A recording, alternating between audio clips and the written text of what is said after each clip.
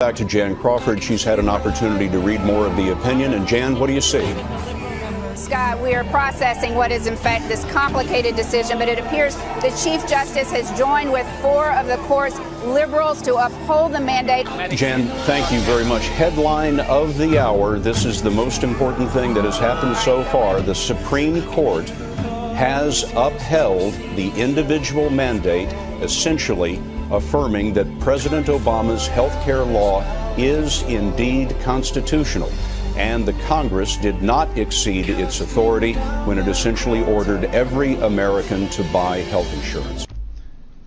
Yes, that means making some adjustments to protect health care programs like Medicare so they're there for future generations. It also means reforming our tax code so that the wealthiest Americans and biggest corporations pay their fair share. And it means getting rid of taxpayer subsidies to oil and gas companies and tax loopholes that help billionaires pay a lower tax rate than teachers and nurses. I've said it before, I will say it again, we can't balance the budget on the backs of the very people who have borne the biggest brunt of this recession. Everyone's going to have to chip in.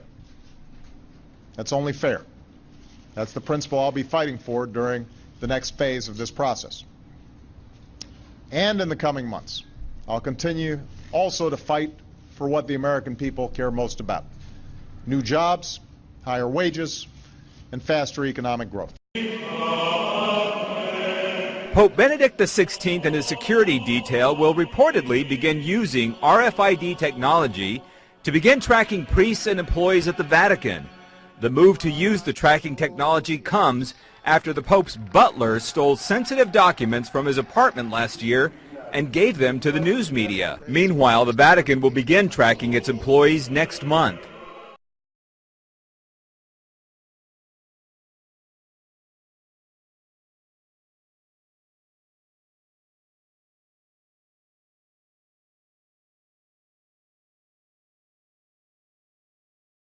This is the microchip that could one day be implanted under the skin of every single American.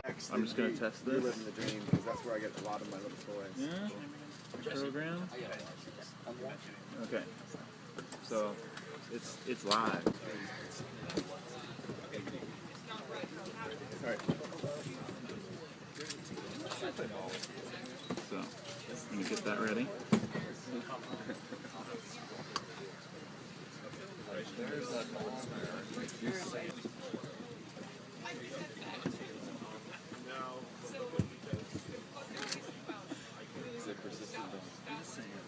Feel free to really get in there.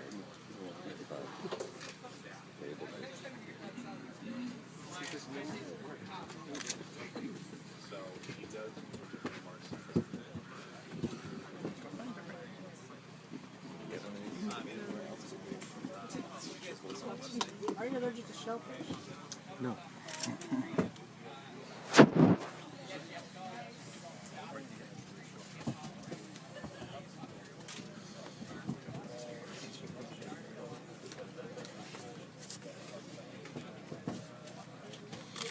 Ready?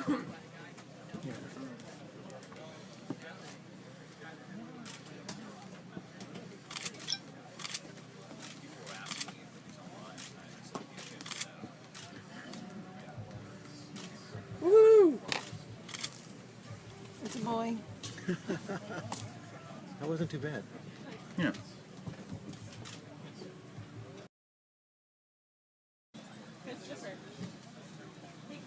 Okay. I'm going to stick the Band-Aid on here. Thanks for letting us watch. Okay. So That was pretty exciting. getting a little bit of blood in there. So go ahead and just keep pressure there. All right.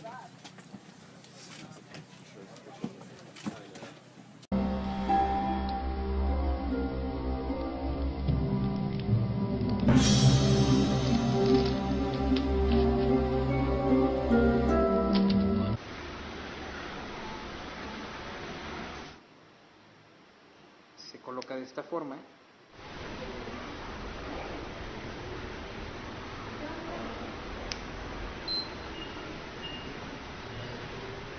Se supone que ya aquí secuestraron a esta persona.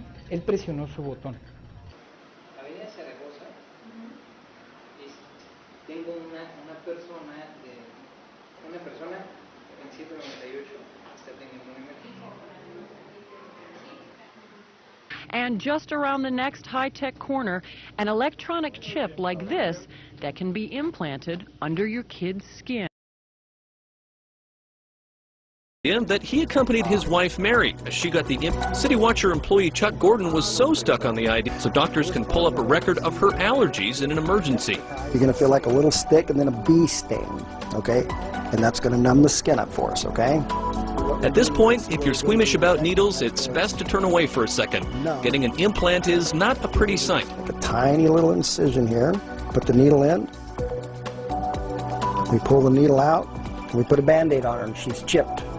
The doctor will send the unique 16-digit number on Mary's chip to the chip maker for safekeeping. But critics question the security of the system. The microchip has to be surgically inserted under the skin, which means you'll have to have it cut out if you want it removed.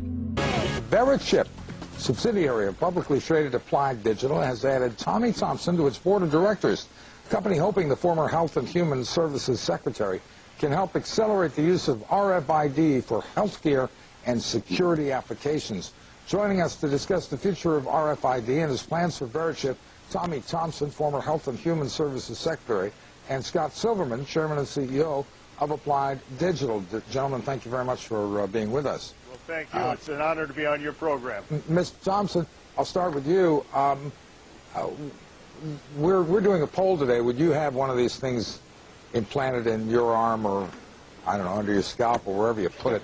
You put it in your right arm, and it's very small, and it doesn't bother you at all, but it certainly is going to allow you to identify who you are, protect your child. If you have a new child that's born in a nursery, you can protect that child from having somebody walk off on it. You can also protect your loved ones in a nursing home so that you can put a bracelet on and identify that individual and be able to find that individual if that person wanders away.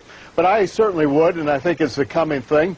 And the problem is that medical technology is so far behind that RFIDs are going to really be the impetus in order for us to get new technology in the medical field that's going to help people improve their quality of care. And that's what it's all about. And I'm sorry, sir, did you just say you would get one implanted in your arm? Absolutely, without a doubt.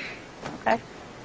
That's it. No concerns? No concerns at all? Because I have to admit, it makes me a little queasy.